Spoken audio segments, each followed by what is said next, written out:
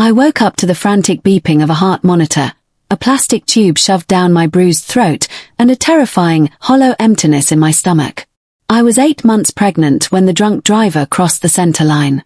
As the blinding fluorescent lights of the ICU seared my eyes, my trembling hands flew to my stomach, finding only flat, heavily bandaged ribs. A primal, silent scream tore through my chest. Where was my baby? Panic set in like a wildfire, consuming all rational thought until a nurse rushed in, pinning my shoulders to the mattress. "You're in the hospital," she commanded, her voice cutting through my terror. "You were in a severe crash. But your daughter is alive. She's in the NICU fighting." The relief was so profound it physically hurt. But as the nurse removed the intubation tube, a new, chilling reality settled over the sterile room. I looked at the visitor's chair. It was completely empty. My husband, Julian, was on a business trip in Chicago, miles away when the accident happened. "He's on a flight right now," the nurse told me softly. "My mother." I rasped, my throat raw. "She lives 20 minutes from here." The nurse looked away, her face hardening with quiet disgust. "Your husband called her right after the police notified him. He begged her to come down, to be with your baby. She refused. She said she was at a high-end club and couldn't be disturbed." I laid there, paralyzed by the betrayal. My phone, recovered from the wreck, sat on the tray table. I unlocked the cracked screen. There were 0 missed calls from my mother. Instead, there was an Instagram notification. My unemployed, 27-year-old sister, Blair, had just posted a photo of herself sipping cocktails on a chartered luxury yacht. I later learned exactly what my mother, Beatrice, had told Julian on the phone. "Harper always has these dramatic issues. Blair never causes such problems. Tell the nurses to do their job." That was the irreversible turning point. The tether I had clung to my entire life snapped. I lay alone in the hospital bed, my right arm locked in a cast, and used my left hand to open my banking app. For 9 agonizing years, I had been the silent, bleeding artery funding my family's lavish delusions. Every single month, an automatic transfer of $4,500 left my account to support my parents' and my sister's lifestyle.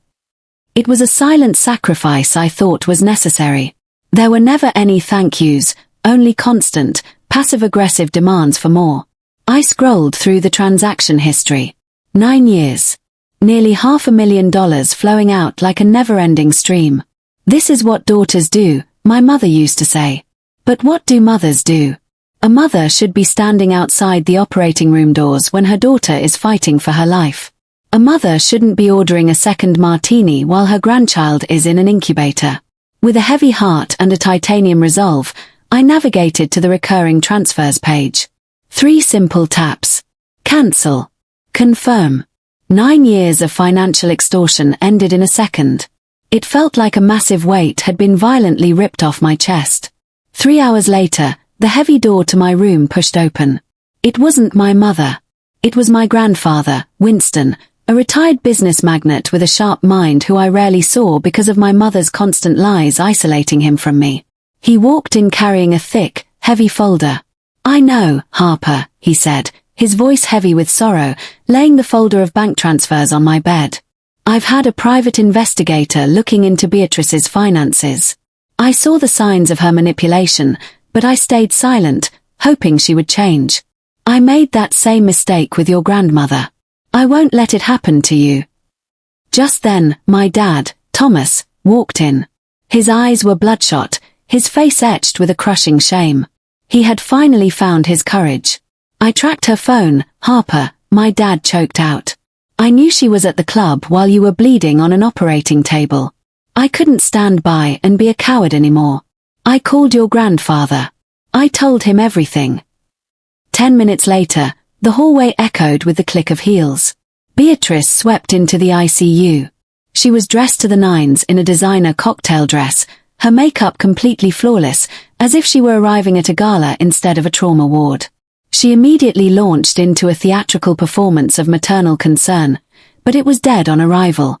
Winston didn't let her speak. He threw the bank statements on the tray table, his voice a booming, furious roar. He laid it all out, How she had lied to the family about me being selfish, how she had relentlessly manipulated him to try and change his will so Blair would get everything. My dad stepped right up to her, his voice devoid of the submission he'd carried for 30 years.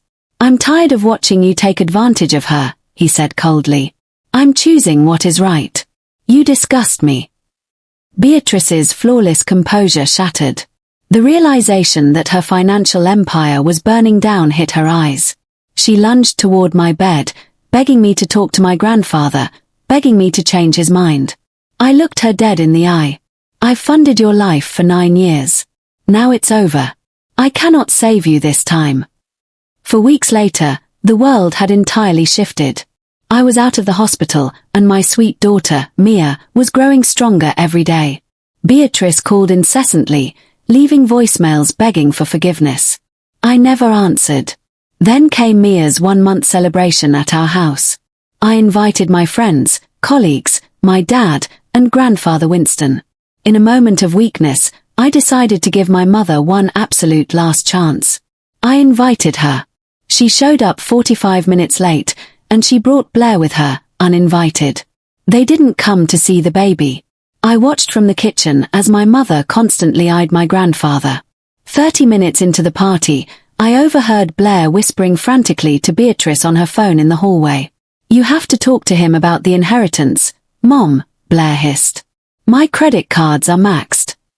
Their apologies were a complete farce. They were just terrified of being broke. I walked back into the living room just as Beatrice finally managed to corner Grandfather Winston near the large bay window. She leaned in, desperately pleading Blair's case for more money, whispering poison about my mental state. She didn't realize a karaoke machine was set up for the kids right next to her. The microphone was sitting on the windowsill, fully powered on. Every single toxic, greedy word she whispered was amplified through the high-wattage speakers. The entire room fell dead silent. My colleagues gasped. I stood up, walked to the center of the room, and stared right at her. "I didn't need a microphone. You took my money for 9 years," I said, my voice ringing clear in the silent room. "And you chose a night out at a VIP club over being with me while I fought for my life. From this second on, our relationship is completely over." Beatrice tried to backpedal, to fight back, but 30 pairs of eyes were glaring at her with pure disgust. Her performance was ruined. She grabbed Blair's arm and stormed out the front door, shooting me a look of pure, unadulterated hatred. 2 weeks later, Grandfather Winston called. He had officially changed his will. 70% of his massive estate was placed into a locked trust for Mia. 20% went to my dad, Thomas, for finally finding his voice and standing up to the abuse. The remaining 10% was set aside for Beatrice and Blair, but with a brutal catch.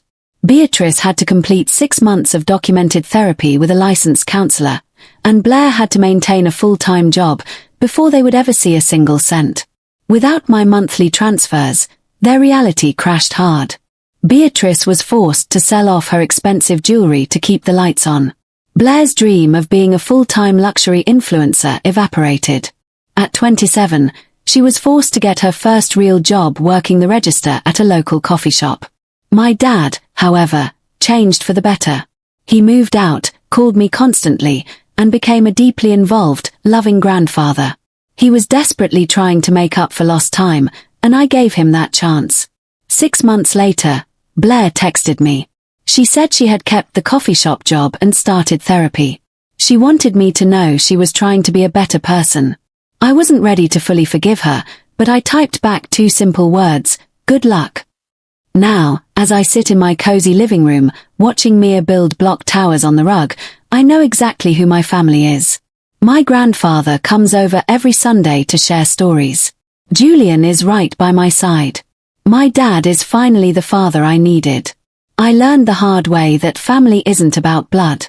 It's about who shows up, who stays, and who chooses you simply because they want to. And I have finally found mine. If this story stirred something inside you, don't scroll away in silence. Tap like, it tells us these stories deserve to be told. Subscribe to Vengeful Goddess for unforgettable tales of betrayal, resilience, and justice. Stories you won't hear anywhere else. Turn on the bell icon. so the next story reaches you the moment it drops. Your support keeps these voices alive. Because sometimes, revenge isn't loud, being heard is.